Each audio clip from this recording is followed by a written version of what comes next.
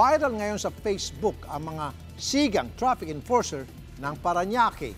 Hindi lang basta-basta nanguhuli ang mga enforcer na ito dahil kinuha nila maging ang susi po ng isang motorsiklong pinara nila. Ito pa, nagbanta pa ang isa sa mga pasaway na enforcer na papatayin niya ang motorista kung hindi itigil ang pagkukuha ng video sa kanya. Panoorin po natin. Bakit ko kinuha susi ko? Video ka! Video ka! Patakin kita! Sino sa patunto ka tayo? Sino video ka? Yun nga sir, hindi naman ako nakikipagkalo sa inyo. Ano mo ko? Ano mo ko ba? Sir? Patakin kita ngayon? Buray mo yan.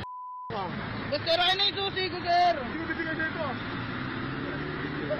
Hindi sir, kasi sir, ako gumilit lang naman ako. Hindi naman ako talaga lulusot eh. Kasatakin kita, maniwala ka sa akin. Pag nakabidyo pa Sir? tayo. Kasatakin kita, kasatanggal sa trabaho.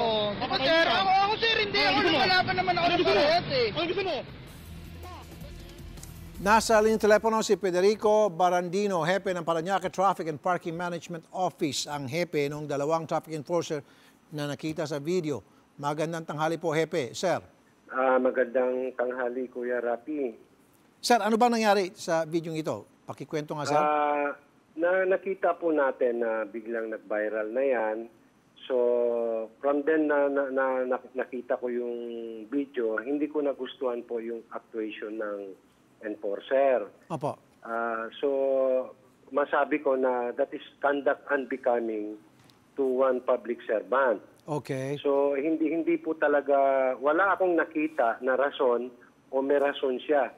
Sabihin na po natin na may pagkakamali si motorcycle rider, but pwede po natin itabi yun and to educate them. That is our program here. We are educating motorists. Now, yung pagkuha po ng susi, mali na po yun. Yung pagmumura at pagbabanta, lalong mali na po yun. Okay. Talagang wala na siya sa protocol of being a public servant na hindi naman dapat na gano'n yung actuation ng isang enforcer po. Okay. Salamat po, sir. Napakinggan na po namin yung dapat namin mapakinggan. Ano naman po ang nangyari ngayon dito sa dalawang traffic enforcer na ito, sir? Yung isa po, yung si Saldi Messina, wala pong kaso yun. Actually, umaawat po yun eh. So, okay. Inaawat pa niya yung si traffic enforcer Bupete. Si dating, I would say, dating traffic enforcer Bupete.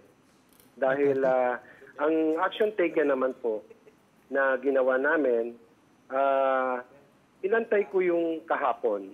First hour in the morning, kailangan kasi, Kuya Rapi, nasa due process tayo eh. Sige po. First hour in the morning, ginawan ko ng memo to Enforcer Bupete to explain Sir, ano, kung ano Butete? yung site niya. Butete? Bupete po. Vicente Bupete. Bupepe. Bupete. Bupepe. Akala ko Opo. Butete. Okay, sorry. Okay. Sige, sir. Pwedeng... Kasi malaking tiyan niya eh, oh. Pwede ng Butete. Malaki. Okay, sige, sir.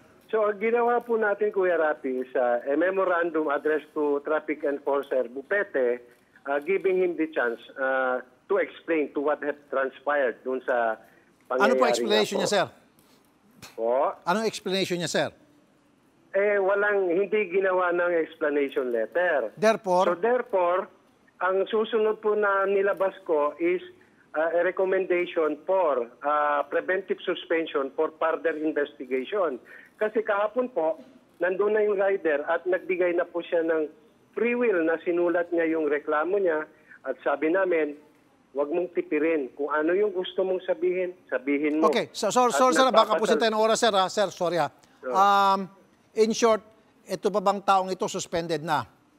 O nag-duty pa rin, sir? Yun na po ang recommendation ko, preventive suspension for further investigation. And then, meron pa siyang bagong kaso na ilalabas ko na memo today. Dahil absent na siya without leave for 3 days. Okay. So therefore, binabaon niya yung sarili niya. Ang ano dito, Kuya Rapi, is kung ano talaga yung under the civil service law, yun ang ipapataw namin sa kanya. Because in Parañaque, we don't really tolerate yung mga ganong klaseng enforcer. Okay, so in short, sir, siya po pala yung nag-AWOL na. Awol na po yan. Awol na po siya. Okay. Through the virtue ng report ng supervisor niya, area supervisor, na hindi na siya nag-report for 3 days. Okay. At talagang minamanman namin Okay, to. sakali man sir siya bumalik, suspendido na siya. Tama. Ay, hindi po. Kasi ongoing na po yung ongoing na yung investigation. Malamang by tomorrow po, I will be recommending for the dismissal na ng tao na ito. Ay. Thank you, sir. Thank you, sir. Talagang maasahan kayo dyan. Kayo talaga ang pinakamagaling na hepe.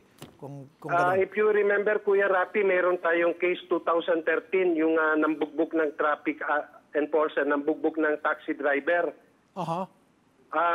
Immediately po, ganun din ang nangyari. Nung pumunta siya sa station nyo, sinabi ko on air, hindi ka na enforcer. Matandaan ko yun, sir. O nga pala, kaya pamilya yung pangalan nyo. Sir, talagang kayo na talaga, sir. Kayo na. Kayo talaga ang the best. Sir, from time to time kami po gagawa ng follow-up sa kasong ito. Ngayon pa lamang, sir, kami po labis-labis nagpapasalamat, humahangat, sumasaludo po sa inyo. Mr. Barandino, mabuhay po kayo, sir, ha? Yes po, Kuya Rapi, maraming salamat po. At we will update naman po kung ano yung ako mismo papadala kung ano yung mga documents na dapat ipadala po. Mabuhay po kayo, sir. Hindi natin God bless. i-tolerate talaga, Kuya Rapi, yung mga abuses na mga ganun klase. Sana, sir, dumami pa mga empleyado sa gobyerno, mga opisyal sa gobyerno katulad nyo. God bless po, sir. Thank you.